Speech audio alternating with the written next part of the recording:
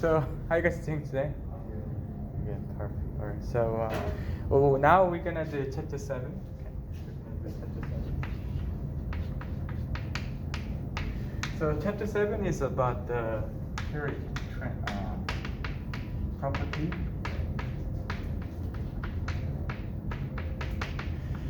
of elements. So we're gonna run about how we arrange the elements in the periodic table and what information we can get from there. So we're gonna learn about the periodic properties of the elements in the periodic table. Okay. So in this chapter, we're gonna talk about a lot of periodic trends, and then most importantly, we're gonna actually learn about the general trend. So I'm saying general trends meaning we have a general trends in the periodic table for certain characteristics of the elements, but it's not always the perfect. So we have some exceptions there. We're gonna talk about why there's exceptions and so on. Okay. But I'm not gonna lie, for your final exam, you only need to know the general trend, because if you try to get the exceptions, it will be too much to memorize. But I still want to explain why there are exceptions. Okay, sounds good, right? Okay, perfect. Let's try to do. So let's try to look at the trends, and while we're doing that, I'm also going to explain why is it that way. Okay, so let's try to.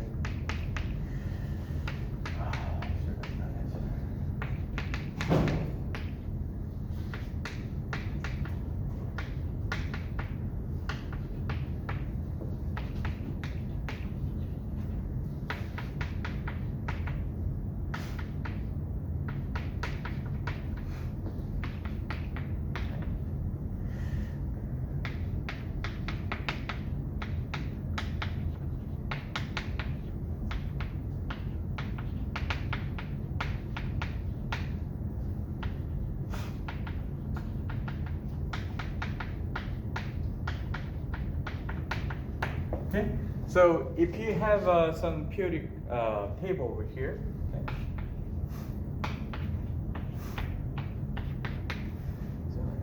So if you have a periodic table trend over here, when you go to left to the right, okay, your atomic size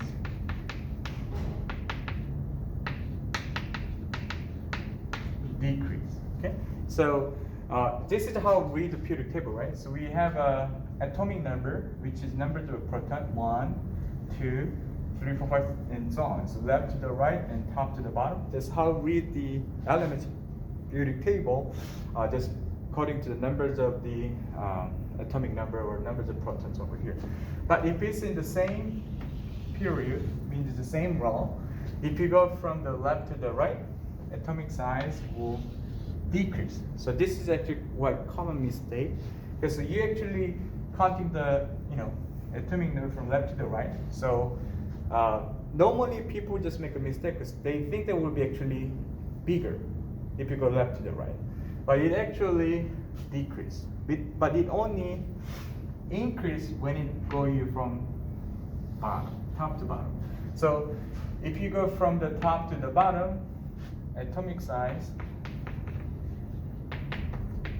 will actually increase. So that kind of makes sense, because you're going from the smaller to the bigger, left to the right. But obviously, if you go from the top to the bottom, atomic size should increase for sure. That's correct. Okay. But for same period, if it's in the 1 and 2 and so on, though if you go from the left to the right, atomic size will actually decrease. Okay. So this is a kind of funny. Okay. So let's try to talk about why. Okay. So here's the thing. So this hydrogen, obviously the atomic number 1. Okay. So to be neutral, it should have what? 1 electron. Okay, right? And then that means the helium has 2, and this is the 2 electrons over here. And same goes to here. There should be 3 and 3 electrons, so on. But let's try to compare this one and this one, just for example. Okay? Why that has to be smaller across the period left to the right. So this is always hard to explain, but I hope you guys get this one easily. So usually you have a atomic number, the proton number will be on the nucleus, right? This is the nucleus. But nucleus is where? At the center, right? So nucleus is at the center, okay? So let's say you have 3 plus charge over there, okay? 3 protons here with the neutrons, of course, but I'm not going to say neutrons because it's not relevant to the size.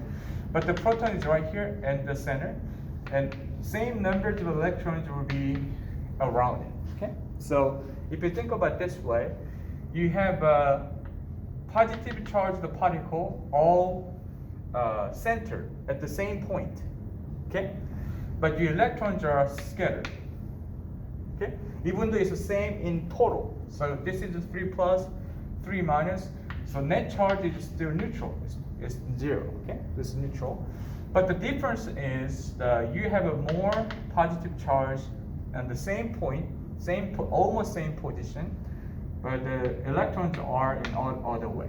Okay, so if you have this one instead, okay, so they're going to have some interactions there. 1 proton, 1 electron interaction there. Then this will be almost same. Like if you have attractive force, this will be almost 1-to-1. This is 1 opposite charge on 1-to-1 interaction. But this is a 3-to-3, right? This is 1-to-1. So if you think about it, 1-to-1, 3-to-3 is almost the same thing. Right? Like a 1-to-1, 2-to-2, 3-to-3, 4-to-4, it's same thing, right? So if that is true, it should increase because you have more numbers of electrons and protons, should make a bigger size. Makes sense, right? It's common sense. If it's 1-to-1 is maybe 1 meter, like diameter, maybe 2 and 2, maybe 1.2 and 1.4, like the same ratio should be increasing. Okay? But if you do this way, it's not same as 1-to-1 because of the position. It's like this one. You have 3 soldiers at the center.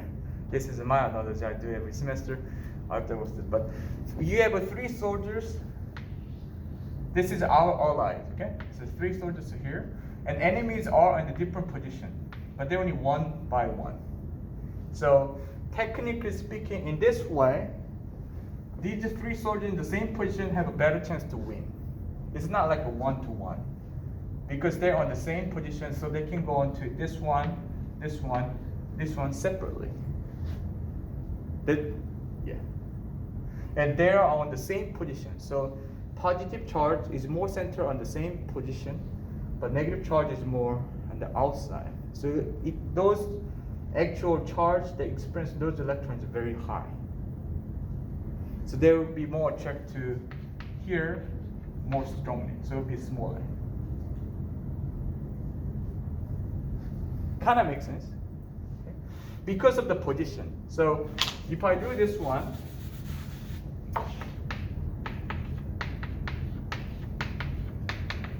in this way, it would have been just the triplet of this one. So the size will be just triple, right? It's just 1, 1, 1, and 3 different space, right? But it's not like that. You have a plus charge all on the same position, which is so beneficial for them to keep the very strong plus charge at the same point. But electron is kind of ones that taking this up the advantage by being separate from the other. So that is why if it's the same role, okay, they're going to be increase the numbers of protons. That means also they're going to increase numbers of electrons to be neutral. But they cannot increase the size because of this. Because of their inequality of their positioning, the plus and negative charge in the space. Kind of makes sense. Because it kind of makes sense though, right? Somehow, you better chance to win if you gather together, if it's like a battle. So you can actually somehow think about the analogy to electrons and protons of them. But technically, what you really need to memorize is when you go to the left to the right, the size will actually decrease, not increase. So this is a very common mistake. I see that every time, every semester. Because it looks like it has to increase, because this is how you read it. The top to bottom, yes, that's for sure. But left to the right will decrease. This is kind of a tricky part. Makes sense, right? All right, so if that is the case, then why is it the top to the bottom increase then? I mean, it is also common sense, but based on what I'm saying, they should have more numbers of proton then, right? Then should actually decrease as well in the top to bottom. It is because of our quantized energy. Do you guys remember this one, right? Quantized energy. So when we actually talk about the orbits, like a Bohr's model. So the last chapter we talked about the energy, right? So this is the nucleus. You have N1, N2, N3. Okay. So this energy level on each orbit, well, we're gonna use it for the orbiter later. This is a classical model, okay? But for energy level wise, this is pretty good to explain.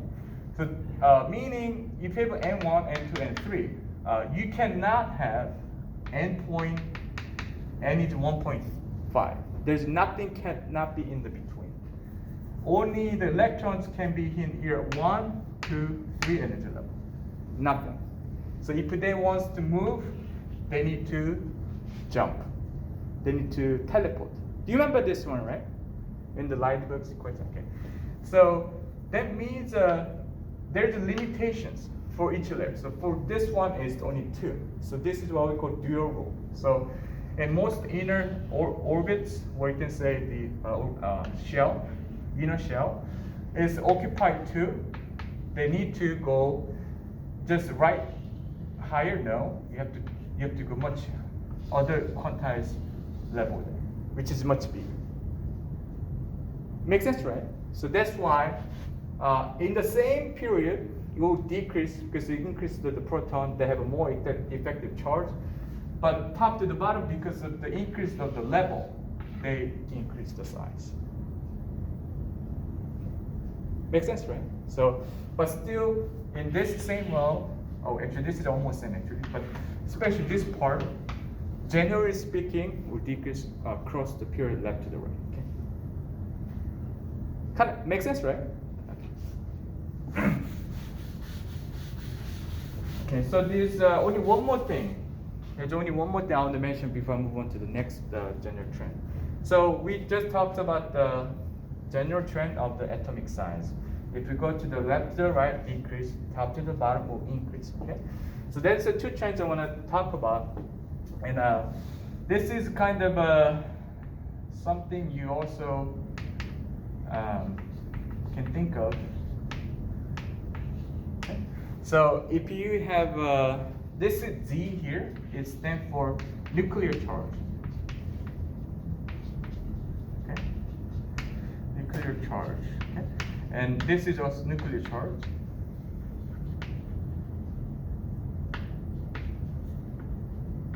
Okay, and then this you see the EFF. That means it's effective nuclear charge. So this is actually effective nuclear charge. It means actual nuclear charge.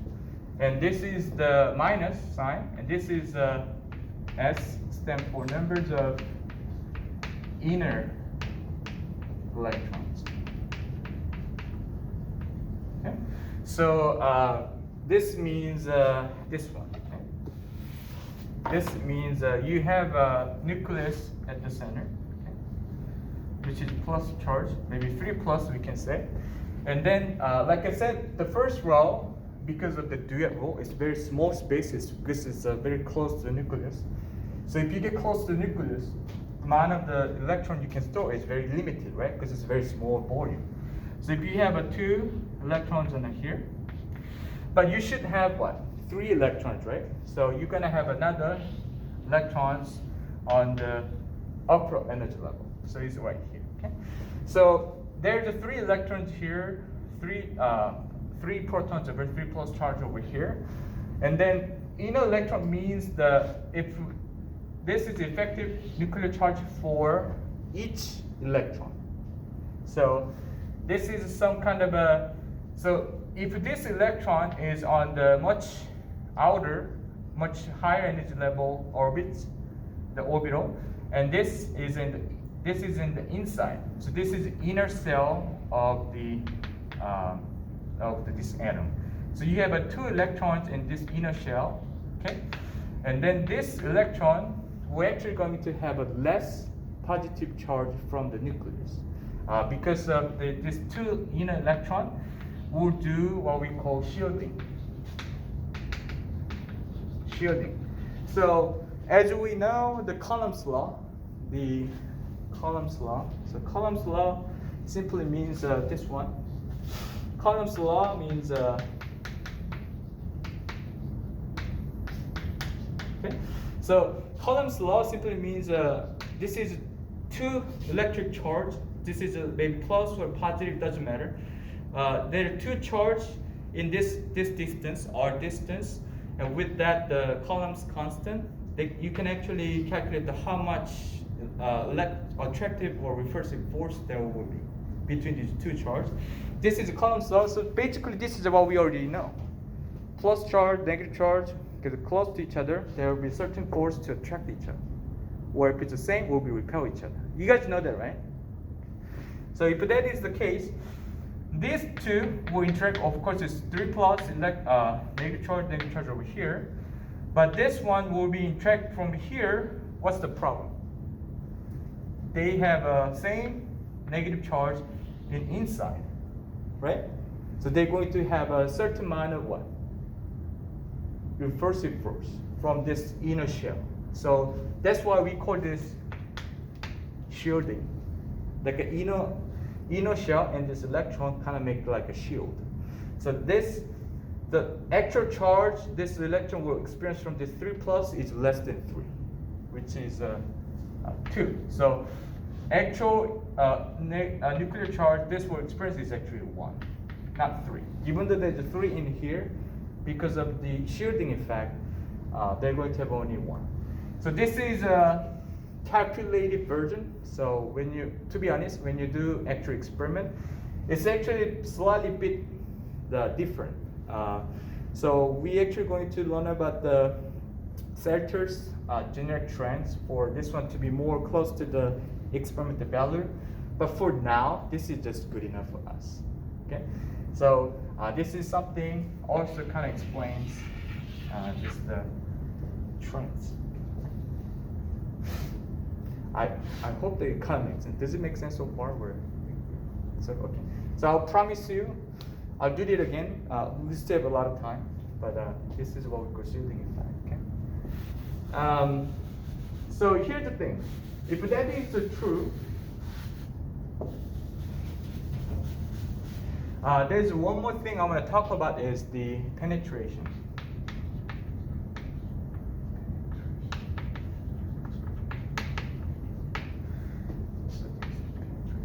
Okay.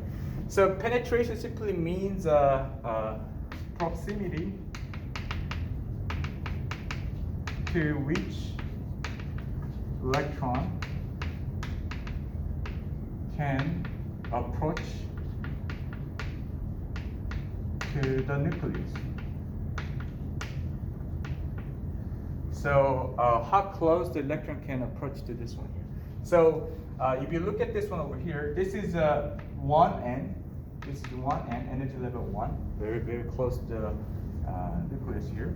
But here is 2n, so this will be 2s orbital. You guys remember this is s orbital block here, right?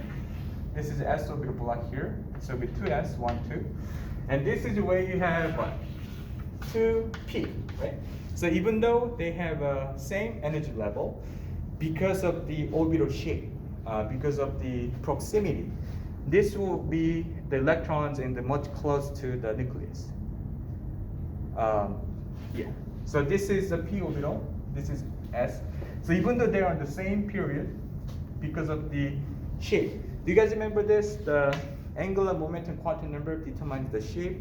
This is the way you have s and p orbital here. So s orbital looks like a spherical shape. P orbital looks like a dumbbell shape because they actually have a angular momentum over there. So this is the electron density, where you can find the electron by high chance. This is how we define the orbital, what we discussed last chapter. Okay. So because of this, the orbital shape, the proximity to the nucleus, even though it's in the same energy level, will be different. So this is much closer to the nucleus, 2s. 2p is a bit far away from than 2s, okay, because of the shape. Okay? So that is the kind of all reasons why we have all different type of general trend on the elements. Okay? So the first one was the Coulomb's law, second one was shielding effect, and the third one was penetration. Okay? So those are the ones that I kind of want you to. So far so good. We good? Okay. Okay. So I'm just gonna talk about one more trend. Okay. So if we know about the general trend of the atomic size in the periodic table, we can also talk about the one physical property of the element, which is what we call ionization energy. Okay, so we could use IE, ionization energy. So ionization energy is a minimum energy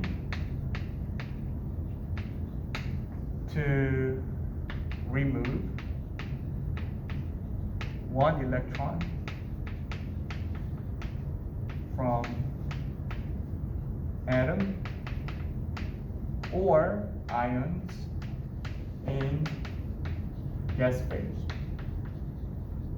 So this is the amount of energy you need to have to remove the one electron from the elements. Either it's in the atomic form or ionic form in gas phase. Okay. So this one, we also have a very good general trend for this one on the periodic table. Is literally the other way for the ones we did for the atomic size. So the ionization energy trend, if you go from the left to the right, the ionization energy will increase when you go left to the right. Okay. And also, if you go from top to bottom, your ionization energy will be decreased. Okay. So this is totally opposite to the ones of the atomic size in periodic trends. So if you go from left to the right, you're going to have an increased ionization energy. You go to top to the bottom, you have a decreased ionization energy. Meaning you're going to have either higher or lower amount of energy is required to steer the one electron from that element or ions in gaseous phase. Okay. So here's the thing. I will explain why is it that way. Okay. So when you try to steal something from somebody, if that person is holding that some maybe gold bar or something, holding really strongly nearby him, it's so hard for me to steal from him, right? The gold bar, because it's very strong force between these two. It means if you have a nucleus over here, you have other shells on the nucleus with the electrons filled in, and then think about it.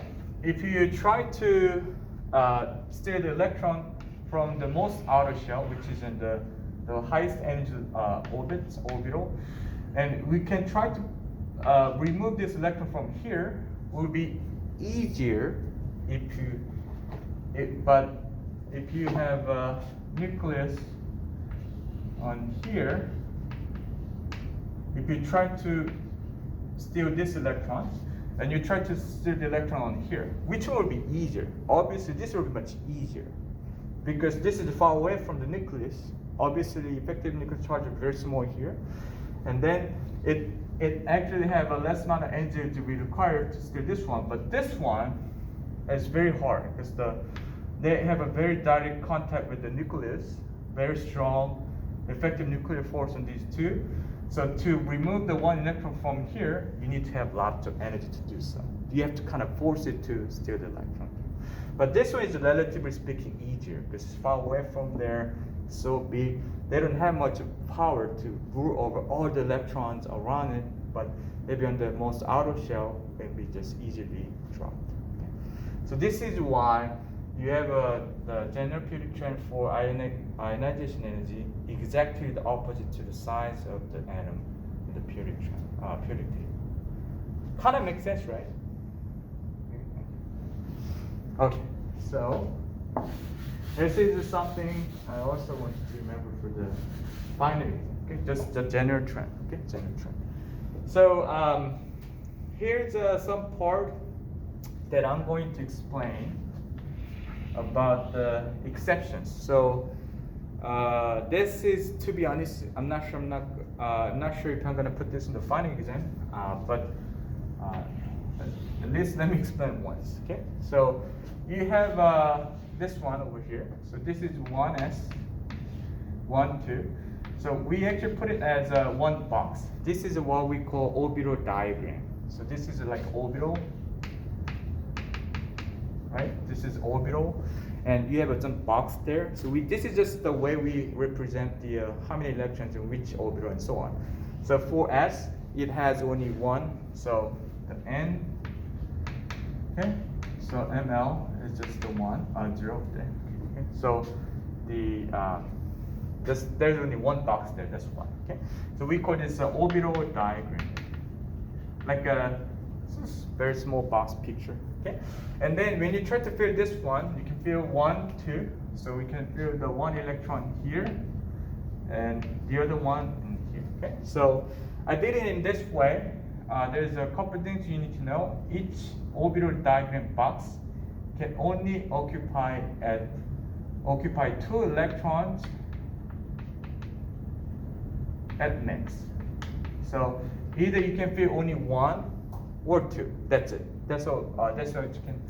That's the number of electrons you can fill electrons in each box in the orbital. Okay. So, but this s orbital only has one box, so you can only fill 2 electrons in this diagram over here. And I put the one is in this way, the other is in this way, because this is the up the half arrow pointing up is plus 1/2. The down spin, actually it's an up spin, it's down spin. This is negative 1/2.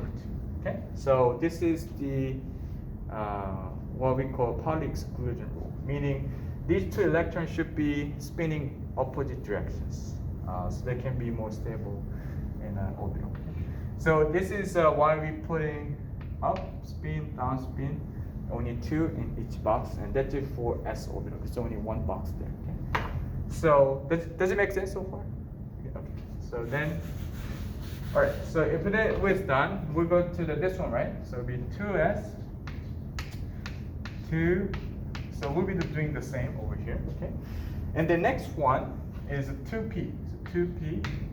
So P is L is 1, right? So ML could be what? -1, 0, and 1. So there will be 3 boxes, okay? Not 1, 3 boxes. Because you can have 3 orbital, the orientation on NML. So ML stands for orientation of your dumbbell-shaped P orbital. So you can do 3 different position, or 3 different orientation of the space. So you can have a 3 box over there. So if that is the case, here's the one thing. So when you try to go from here to 6, 1, 2, 3, 4, 5, 6 over here, fill the electron in this way. 1, 2, 3. Okay. Look at me carefully. 1, not 2. 2 is right here. Okay. 1, 2, 3, and 4, 5, 6. Okay.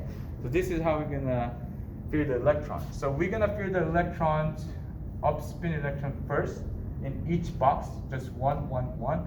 And then when you're full, when you get to the next one, you have to go from down from the left again, next and next. Okay. This is how we fill the electron over here. Okay. So I'm gonna tell you why. Okay. So here's the thing. Whenever you have electrons over here, when you try to fill the electrons, like maybe since this is the boron, this is the carbon. So if you go from here to there, you're gonna have this one instead of this. Okay. So instead of you doing this, you did this. Okay. So what happened to this one here is you have a 3 possible orientation on the p orbital, but you're filling these 2 electrons on carbon on only one possible orientation, which is very unstable. Because think about it, orbital is actually not an actual thing. This orbital is just simply indicating 3D space where we calculated for. This might be the 3D place where we can find the electron by high chance. So orbital is not actually a real thing. But by doing these 3 different orientation, you feel these 2 electrons can be filled in the p only in one rope. So there's the 3 positions. That means your electrons will be in what? Very concentrated in one position, which is very not favorable because the electrons is still what? These 2 are negative charge. They don't want to be in the same position unless they have to. Makes sense, right? So that's why the best way to stabilize your p orbital will be putting it next. So this is better. Still very unstable, quite unstable, but much better than the first one. And then obviously when you get to the next one, you want this one, and now it's quite okay because you have a 3 electron to fill, but you only fill the electron in 3 different p orbital. So they're each box is a half filled. So they all kind of electrostatic stability wise quite okay. Because in electron, if you put the 3 electrons in one position, 1, 2, 3, maybe some like unstability because the electrical force is not good. But if you have 1, 1, 1, and the very nice different oriented orbitals, they'll be more electrostatically stable. Okay, kind of makes sense, right? So you don't want to, like if you're the people, you have a three sections of the room. If you have a 3 guests over here, you want to put each guest in each room, so that no guest will experience the space problem or anything. It's right here. And then when you go from there, then you have no choice, right? Okay. So here's the thing. So if you have this position over here, right? This position over here. When you do this one, now it's become a bit also more unstable because you have a 2 box only fit 1, but the other one is filled with 2, right? So this is what you have to do. This is the best you can do, but it's not so like a like ideal condition right there because you have 2 in here, but only 1 in these 2. So, for example, if you have a 1s on here, okay, general trends, the ionization energy on here will be dropped because in this case they want to go to this position so quick. So for them, it's better if they lose electron. So it's one of the exceptions to the general trend. So they will increase over there, right? Increase over there, and there's a slightly drop on here because this one wants to. So this is not so good, but if they can remove this one, it's much better. So at this point, you have exceptions, especially on this P. You don't have much on here actually. It's almost same, but it's more dramatic on here. It's because they're smaller in size. Even small change will be more dramatic. That's why. But you don't have to know. So this is one way. And another thing you can think of is what? This one right here. So if you go to the 2p over here, obviously these boxes are full filled. Okay. So that means it's a stabilized. But if you remove the one electron, it's not so good because it's always up spin and down spin, so they can be stabilized together. But you only have one spin and only one orbital there. So this is already, so this is, lithium is only one over here, right? But the barium is over here. And then when you try to ionize this one on this column, you have to remove this, right? Which this column ones don't want to lose because they're already stabilized. They're already stabilized. If you try to remove the electron that is already stabilized, you need to do a lot of work on it. You have to kind of force them. So ionization energy it increased so big in right here, and beyond the general trends, and drops over here. It goes up, down, up, down, up, down. But the general trend is just increasing over, like gradually left to the right. It's okay. So this won't be on the exam for sure. Just telling you because this is the what it really happened in the period trend. But once again, if you can just memorize the general trend, you'll be good for the exam. Okay. But this is just like an extra miles what I just went with. Okay. All right. So I'll just stop here today.